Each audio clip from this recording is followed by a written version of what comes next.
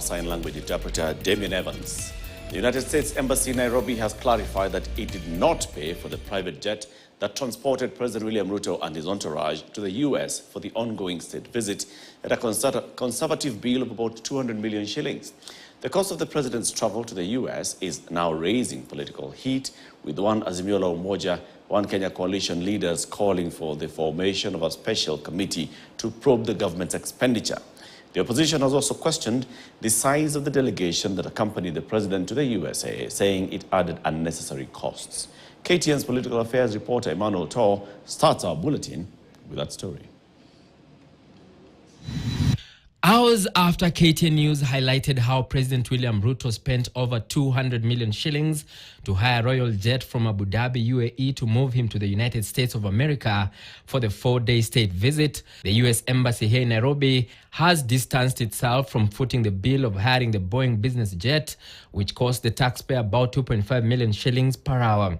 In a statement shared with KTN News, the spokesperson Andrew Viveiros said the US did not have anything to do with the cost associated with the jet used by the president.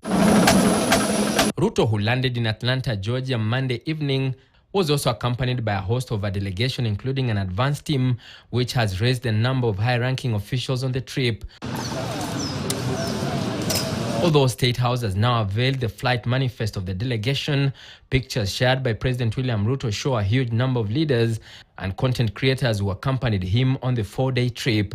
These include the Prime CS and CS for Foreign Affairs Musalia Mudavadi, Health CS Susan Nakhumicha, Council of Governors Chairperson Anne Waiguru, Homa Bay Governor Gladys Wanga, Machakos Governor Wavinya Ndeti, blogger Dennis Itumbi, among others.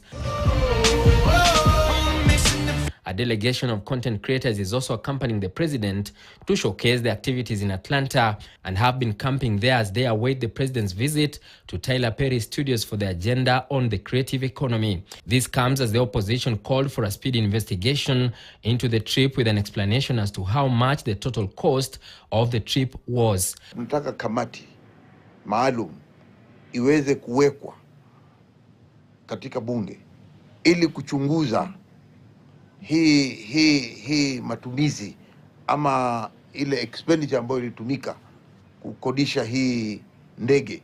I want to move and ask my fellow leaders in the Senate and in the National Assembly to launch an inquiry into the Asla Jet Season 2 to find out who approved this expenditure.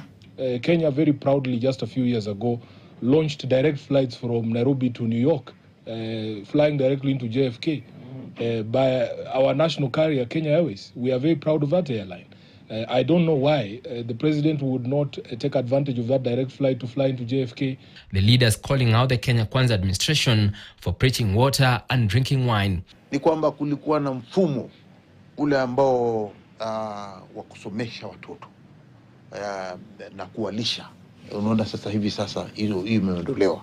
We were being told the other day that the deputy president is scheduled to spend 600 million Kenyan shillings to repair a building that was, or a residence that was built using only 400 million shillings. I want to challenge him now to refund that money to the treasury because that was unnecessary. It is completely an unnecessary expenditure. This is the second time President William Ruto is finding himself in the crosshairs. 11 years ago, a special committee led by the then Budalangi MP Ababu Namwamba began proceedings to ascertain how Ruto, a deputy president then, hired a Bombardier 850 Challenger for 100 million shillings for a shuttle diplomacy across the continent. Back then, a top cartoonist, Gado, depicted how Ruto valued his luxury without minding about the burden he was putting on Kenyans in the expensive jet.